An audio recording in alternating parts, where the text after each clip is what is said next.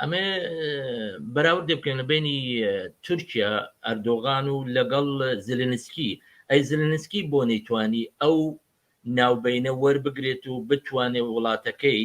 لە جیاتەوەی کە ئێستا لە میدیا قساکات و بە حساب سەرکەوتنی بەدەستێناوە و بڵێ خەڵکی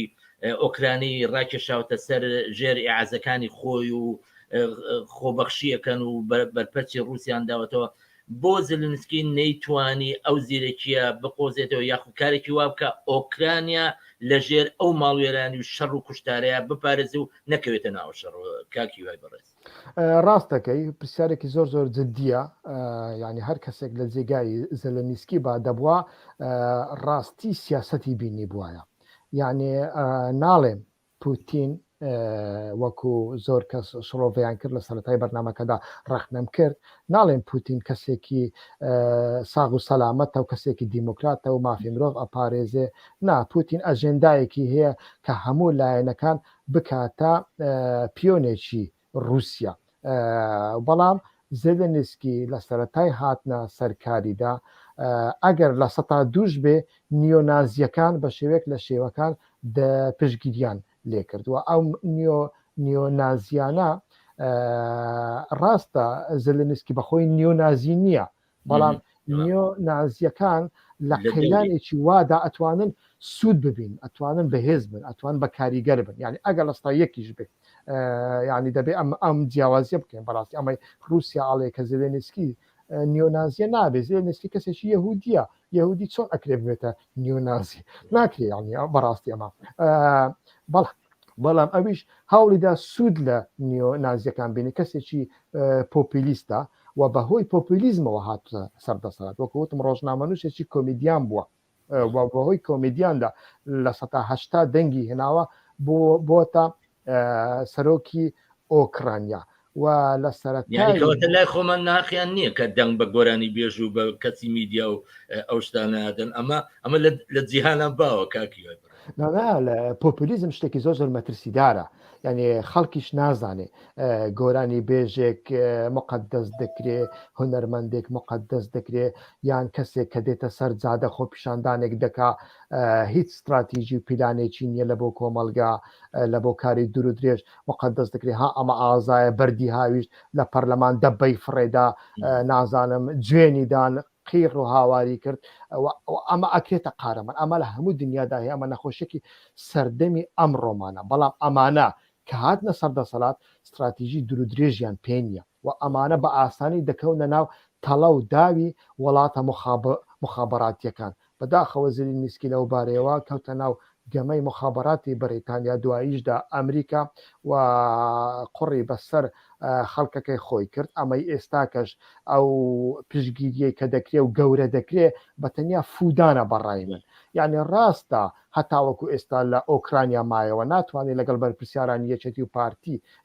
بەراوردی بکەیت کە دوای 5 دقە لە بەرامبەر داعش و حەشدی شعبی ڕادەکەن ئەمیان ڕاستە بەڵام تەماشاکە بەڕاستیش هێزێکی زۆر گەورەی لە پشتە یعنی مێدیاکانی هەموو جیهان یەکن مێدیای رووسیا بە تەنیا ماوە تەنانەت مێدیای چینیش وەکو پێویست یارمەتی نادا ئەوە یارمەتی ئەدا بە شەڕ لەسەدا جاتەخواکەی بە شەڕ ئەسەد یارمەتی بدار چیا یارمەت نەدا چیا ئەمی کەڵکی چیە بەڕاستی لە ئەنجومەنی ئاسایشی بە تەنیا بە شەڕ ئەسەد یەکەمین کەس و پشگیری دەکرد لە مێدیاکانیشدا بە هەمان شێوە و وەکو وتم ئێستاکە لە ناو ئۆکرانیادا بمانەوێ نەمانەوێ کارێکی زۆر چەپەڵانە بەڕێوە دەچێت لەلایەک رووسیا جەماعەتی قادریۆفی چەچەنیە ئیسلامیەکان لە بەردەرگای کیفی داناون و سبەینێ ئەیانێریتە ناو کیف ئۆکرانیەکانی زۆربیان پرۆتستانن کەواتە ئەتۆ ئیسلامیەکی سیاسی ئەنێری پرۆتستانێک بکوژێ ئەوە چی لێ دروست دەبێت بەڕاستی لەلایەکی دیکە داگیرکاری سەبایەژێتە ئاراوە ئەو بێگومان ینی ئەتە شەڕی کولتوری دروستەکەی شەڕی ئاینی دروستەکەێت تایفێ دروستەکەی لە هەمان کادا ئەوروپیەکانی شوانە بەڕاستی یعنی تەماشا دەکە زلنسکی لەو ڕۆژانە لێدوانێکیدا بانگەوازی کرد بۆ ئەوەی کەسی خۆبەخش بچن شەڕ بکەن لەوێ کەسی خۆبەخش معنای چیە کاچی خۆم و معنای چییە هەموو مێدیەکانی خۆر ئاوا ئەو پەیامەی زلنسکی 10,000 دووبارە دەکەنەوە دووبارەی دەکەنەوە لە تەلەڤیزیۆنەکە معنای ئەوەیە ئێمە شەڕەکە بە جیهاد بکەین، شەڕەکە بە ملیس بکەین، شەڕەکە بە داعش بکەین. داعشێکی لە جیاتی داعشێکی ئیسلامی ڕۆژهەڵاتی داعشێکی ڕۆژ ئاوایی دروست بکەین بەڕاست عینی شتە یعنی ناوەکەی دەگۆدێت چونکە ئەتۆ ئێستاکە لە پۆلۆنیا و لە بولغاریا و لە ڕۆمانیا و لە وڵاتانادا بمانوێ نەمانەوەی گەنجی بێکارمان گەلک زۆرە $2000 ئەمریکی پێ بدەیت لەوانەیە بچێ شەڕەکەت بۆ بکە بەڵام دوای ئەوەی شەڕەکە تەواو بوو ئەو گەنجە چرێ دەکەیت ئەو گەنجە فێری کوشتن بووە فێری شەڕ بووە جارێککە ناچێت کارت لە بۆ بکە وە کێشت بۆ دروستەکە بەڕاستی ئەمانە هەمویان هەنا بەداخەوە و ئەمە ئەتوانین بڵێن بەشی زێلینسکی زۆر تێدایە زێلینسکی کەسێکی تەنانەت بەقەت ئەردۆغانیش ئەتوانم بڵێ سیاسی نەبوو بەڵام وەکو وتن دەبێت ئەو مافی پێ بدەین لەبەرەوەی گەنجە لەبەرەوەی هونەرمەندە هونەرەکەی و گەنجایەتیەکەی لە بۆ گەنجی سەردەمی سۆسیال میدیا باش ئەتوانێت بەکاربێنی بەکاری بێنی کاکیواگیان دەستی خۆش بێت خۆت باست ئەوەت کرد قەیرانێکی یاخود سزاکان زۆر توندن بەسەر رووسیا یعنی چوارچێوەکان زۆر بەباشی لێ تەسک کردوتەوە و واب چاوەڕێن نەکرێت بەپێی میدیاکان و بەپێ ئەو لێدوانانی کە ڕۆژ ئاوایکە کە رووسیا لە ماوەی داهاتووە ئەخنچێنرێ بەڵام لە هەمان کاتدا رووسیا لایەنگرێکی یاخود یارمەتی دەرێکی زۆر پتەوی هەیە ئەویش چینە چین لەگەڵ رووسیا یارمەتی دەرێکی پتەوە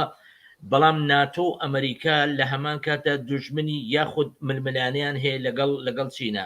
ئەم بەرابەرکێ چۆن ڕووداد بە بڕوای تۆ لە داهاتووە ئەگەر هاتوو ئەم شەڕە بەردەوام بێ بە تەواوەتی چین ئەچێتە پاڵ رووسیا ململانەکان تونند و تۆڵ ئەبێتەوە ئەمەیە پرسیارەکەشم گرێ بەمەوە بەوە ئێمە بەرەوچوو ئەچین لەم ململانەیە بەڵێ پرسیارێکی زۆر استراتیژیە بەڕاستی بەڵام بەر لەوەی ئەو وەڵامەت بدەمەوە دەمەوێت پارادۆکسێکی جۆ بایدن بخەمە ڕوو ئەویش ئەوەیە جۆ بایدن نایهەوێت لە بواری وزەدا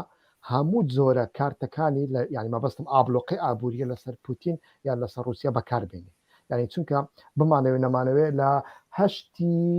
مانجی نۆڤێمبەردا بڵێ هەڵبژاردننی ناوەڕاستە ینی هەڵبژاردننی سێنات و کۆنگرێسەیە و ئێستاکە ئەنفلاسیۆن لە 1970 ئەگەر بێت و ئابلۆقەی وزە بخاتە سەر رووسیا کێشەی وزە دروستە بێ وایە نا ئابووری ئێستای جیهان ئابووریەکی گلۆباڵە یعنی ئەگەر ئەتو کێشەیەکت لە رووسیا یان لە تورکیا بۆ دروست بوو کاریگەری خۆی لەسەر ئەمریکاش دەکا ینی کاریگەری خۆی لەسەر ئابووری ئەمریکا دەکا و ئەمە وا دەکە کە ئەنفلاسیۆن ڕێژەکەی بەرز بێتەوە لە ئەمریکاش هەر ئەو ڕێژێ بەرز بووە ئەوە 100% بایدن هەم لە کۆنگرس هەم لە سێنات دەدۆڕێنێ بۆیە ئەو پارادۆکسەش هەیە دەمەوێت ئەمە باسکەم بابینەر وا خۆی فرینەدا کە هەموو ئابلۆقە ئابوووریەکە هەتاوەکو ئێستا بە تەواوەتی بەڕاستی لە لای من ڕوون نییە تەنانەت دوێنێ هەواڵێک بڵاو کراوە کە لە هەموو لەو ڕۆژانەی دواییدا زۆرترین گاز لەلایەن رووسیاوە لە بۆ ئەوروپا چووە زۆرترین گاز یعنی ئەمە بەڕاستی ئەوەی تێ چونکە بەڕاستی نابێت خۆمان فریو بدەین لە سەردەمی داعشدا ئێمە لەلایەک خوێنی داعشمان دەڕێژ داعش خوێنی ئێمە درێ بەڵام بازرگانی نەوتمان هەبوو ئێستاکە تورکیا و هێزەکانی سووریای دیموکراتی دژمنی یەکترنین دژمنی یەکترن تورکیا و هێزە ئیسلامیەکانی سەر بە ئەردۆغان هێزەکانی سووریای دموکراتی و هێزە ئیسلامیەکانی لایەنگری ئەردۆغان دژمنی یەکترنی هەموو ڕۆژێ خوێن یەکتر دەڕێژن بەڵام بەردەوام بازرگانی نەوت لەگەڵ ئەوان بازرگانی نەوت لەگەڵ ئەوان هەیە لە دێرە زۆر هەموو ڕۆژێک کامیۆن دەچن یعنی ئەمە تایبەتمەندی دژمن و دۆستە لە سەدەی 21میندا دژمنی تۆ دۆستیشتە دۆستی تۆ دژمنیشتە یان ئەمە بەڕاستی زۆر شتێکی تێکەڵ و پێکەڵە بابێ مەسەر جەوهری پرسیارەکەن جەوهری پرسیارەکە زۆر گرنگە بەڕاستی و ئەمە وامان لێ کاکە بە قوڵایی لە بابەتەکە بڕوانی لە 20 ساڵی دواییدا تەماشامان کرد دوای ئەوەی ناتۆ کە باسم کرد لاواز بوو سەرباری ئەوەی شەڕێکی سارد شەڕێکی اقتصادی ئابووری لە نێوان ئەمریکا و چیندا هەبوو بەڵام چین لەوەدا مەمنون بوو پێخۆش حاڵ بوو لەبەر ئەوەی چین توانی لەگەڵ ئەوروپا بازرگانێکی زۆر باش بکە و ئەوروپا و چین لەو 10 ساڵانەی دواییدا زۆر نزیکی یەکتر بوونە بەبێ یەکتری ناژین بڕۆ تاماشای هەر سەکتۆرێکی ئیندوستری بکە مادەی چینی تایە مادەی چینی تایە و ئەوروپیەکان پێیان خۆشە چونکە ئەوروپیەکان دەیانەوێ لە کەنەدا وایە لە ئەمریکا شوایە بەڵێ لە ئەمریکا شوایە بەڵام لە ئەوروپا ئەمە زیاترە ئەمریکیەکان ئەتوانن ئەگەر بیان هەوێ بە خۆیان بەرهەمی خۆیان دروست بکەن بەڵام ئەوروپیەکان نیانەوێ ئەوروپیەکان بۆ نیانەوێ ئەوروپیەکان دەیانەوێت سەرەتا لە بواری وزەدا داهێنان بکەن و ئەمە کاتی دەوێت وزە هێزی زۆری دەوێت بدەمە هەموو هێزەکەیان بدەنەوە چۆن بتوانن وزەی سەوز بەرهەم بێنن لە ماوەی 20 ساڵی دیکەدا پێویستیان بە هیچ شێوەیەک لە تەنانەت بە وزەی دووەم ئۆکسیدی کاربۆنیش نەمینێن نەک نوکلەر شتیوە جا ئەمە زۆر زۆر مەسەیەکی استراتیژیە لە بۆ هەندێ لە بواری کەلوپەلی دیکە بەڕاستی پشت بە چین دەبستەوە چینیش ئەمەی پێخۆش بوو ئێستاکە چین لە دوای ئۆلمپیاتی پەکیندا کە لەگەڵ رووسیا ڕێککەوتووە لەسەر ناتۆ ڕێککەوتوونە جگە لەلایەنە ئابوووریەکە لە سەناتۆ ڕێککەوتنی یەکتری بپارێزن بەرامبەر ناتۆ بەڵام سیاسەتی پوتین ئەمن پێم وایە ئەو بڕیارەی دوایی پوتین یعنی ناڵێم هەموو رووسیا بەردەوام هەموو رووسیا پوتین کۆنتترۆلی دەکەن نا بەڵام پێم وایە درزێک یانیش کەم و کورتی ئالۆگۆڕیەک لە نێوان سیاسەتی دەرەوە و سیاسەتی پوتیندا لە مەسلەی هێرشی دوای ئۆکرانیادا هەبوو یعنی وەکو پێویست شێوری بە سیاست مەدارانی دەرەوە و تینگ تانکەکان نەکردووە پەلاماری ئۆکرانیایدا بە شێوەیەکی زۆر قەبە پەلاماری ئۆکرانیایدا و چاوەڕێ ئەوەی نەدەکرد ئەو هالەسەری بکەوێت و چاوەڕێ ئەوەی نەدەکرد کە پیلان و تەڵەیەکی وا گەوریان لە بەرامبەر داناوەتەوە و ئەمە وای کرد چین لە رووسیا تۆڕە ببێ بەڕاستی یعنی چین ئێستا هاوپەیمانی رووسایە چەند هاوپەیمانەکە تەکتیکی استراتیژی زاری من بەڕاستی بەڕوونی ناتوانم بزانم هەواڵێکی وا هەیە کاکیوە ببوورە چین داوای لە رووسیا کرد بێ کە ئەم هێرشانە دوا بخات جارێ نیکات بەڵێ لە ئەمەی داوا لێ کردووە ینی زۆر کەس ئاڵێن چین پێی خۆشە بۆ ئەوەی چینیش تایوان بگرێ بەڵام وان نییە بەڕای من یعنی لە بینی چین و رووسیادا جیاوازیەکیە چین یەکان سیاسەتێکی ڕاسیۆنالیان هەیە یعنی زۆر لەسەر خۆنە زۆر ئەوە بۆ ئاینەکەیان دەگەڕێتەوە ئاینێکی لەسەر خۆیان هەیەانی دەبێ ئەتۆ بە سەعاتان چاوەکانت دابخەی بیر بکەوە اینجا بڕیار بدەیت بەڵام لە لای ڕووسەکاندا ڕاستە ڕووسەکان لە ڕووی استراتیژی بەهێزن استراتیژیان هەیە بەڵام لە تەکتیکی ڕۆژانەدا مجاسەفاتی گەورەش دەکەن غەڵاتی زۆر گەورە دەکەن پەلاماردانی ئەفغانستان بە کۆمۆنیستکردنی ئەفغانستان و ئیسلام لە ماوەی 24 سعاتدا شتی وها بۆ تخوا ئەتو چۆن ئەتوانی ئیسلامی سیاسیش بە تایبەتی ئیسلامی ئەفغانستانی وەها دواکەوتوو بە 24 سعات بکەی سۆسیالیستی وا بۆ لە دنیا ئەنەی کرد بزانت چی بەسەر هات و لە ئەنجامدا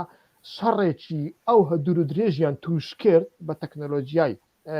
ڕۆژئاوا و ساڵێک دوای ئەوەی کە ناچار کرا لە ئەفغانستان بکشێتەوە یەکێتی سۆڤێت هەڵوەشایەوە ئێستاکەش چین هەستی بەوە کردووە ئەو ئەوروپای کە 20 ساڵە کاری بۆەکە هێنای تێناو باوەشی خۆی رووسیا هەڵسا هەمووی لە تێک و پێکدا ئەوروپای خستە ناو باوەشی ناتۆ ئەمریکا چین لەوە ناڕەحەتە و چین لە بۆ هەندێ وەزیری دەرەوەی چین پەیوەندی لەگەڵ زێلێنسکی کرد چیت دەوێت یارمەتیت بدەم و ئێستاکەش بەردەوام گوشار لەسەر پوتین دەکەن بە زووترین کات ئەو کێشەیە کۆتایی پێبێنە بە زووترین کات چارەسەری کە چۆن چارەسەری دەکەی بیکە بەڵام ئێمە ئەوروپامان لە دەست بە ئەوروپا و زیاتر لە دەست ئەدەین بەڕاستی ئەمە کێشەیەکی زۆر زۆر گەورەیە و پێم وایە ئێستا کە دەرزێکی زۆر گەورە لە نێوان چین و رووسیادا هەیە بەرەو چۆمانە بە ئەم سیاسەتانە کاکی وای بەڕێز زۆر زەحمەتە بزانانی بەرەو کوێمان دەبات چونکە وەکوتم پوتین مزازەفە ئەکا و ڕووسەکان وانە لە کوێ بوو ڕاوەستە جارێک سەردانێکی مۆزەخانەی بریتانیام کرد لە لەندەن مۆزەخانەی شار لەوێ ئەرشیفێکی عوسمانیەکانم دۆزیەوە جا پیتەکەیان عەرەبیە و منیش تورکی دەزانم توانیم هەندێکی لێ تێ بگەم لەوێدا شارەزایەکی عوسمانی ئاڵێتن شارەزایەکی دیپلۆماسی ئاڵێتن ڕووسەکان وانە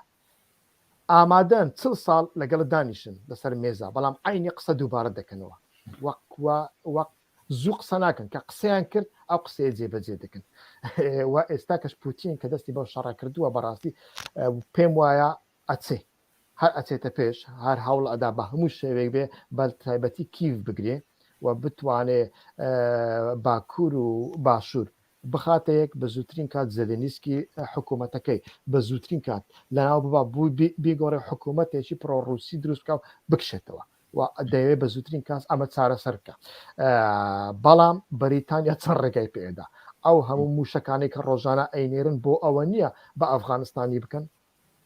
بۆ ئەوەیە بێگومان دەیانەوێت بە ئەفغانستانی بکەین لەمەدا بەڕاستی چین ئەتوانێت چی بکە فەڕەنسا ئەتوانێت چی بکە بۆ من جارێ سەدی سەتر ڕوون نییە و چەند و ئۆلیگارتەکانی ڕووس کە لە بەریتانیان ویانیش لە ئەوروپان ئابلۆقەکە زۆر کاریگەری لەسەروان کرد هەموو پارەکەیان چوو ئەمانە ئەتوان کاریگەری چۆن بکەن لەسەر پوتین و سەربازی رووسی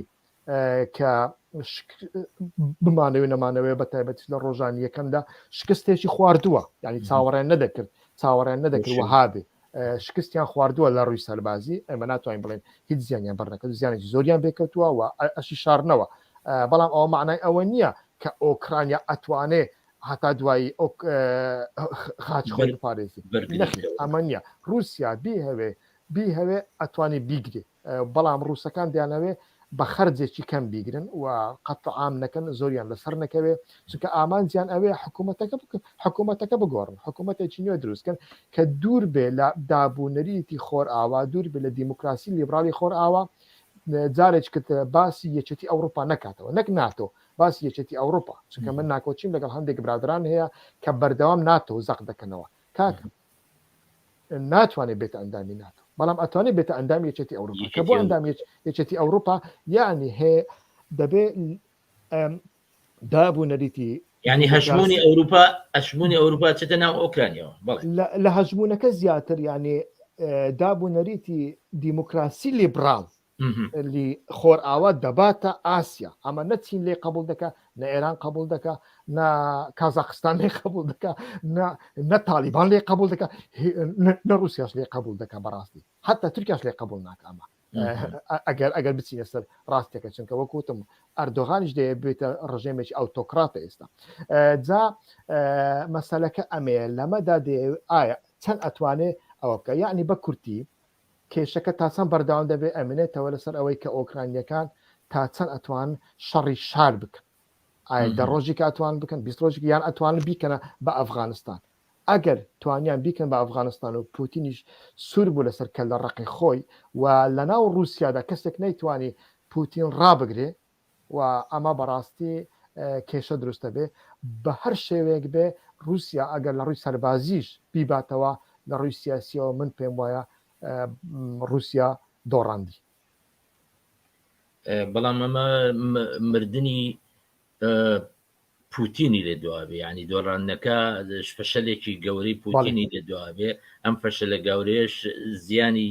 باوەڕ ناکەم ئەوە بە ئاسانی واز لێ بێ نێکەواتە داهاتوەکە داهاتوێکی خراپ بێ سپاس دەکەم کاک هیواگیان سپاس بۆ ئێوە سپاس بۆ بینەرانیش کە تاوەکو ئێستا لەگەڵماندا بوون و ئەوانەی دواییش تەماشای دەکەن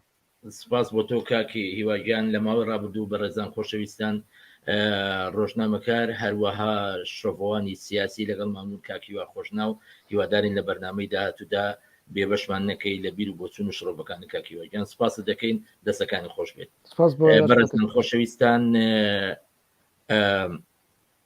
تا بەرنامەی داهاتوو کە بە ئێوەی ئازیز و خۆشەویست شادمەوە هیوای خۆشی و کامەرانی بۆ هەموو لایەکتانە خوازم هیوادارم هەموو لایەکتان بمێنن بەخۆشی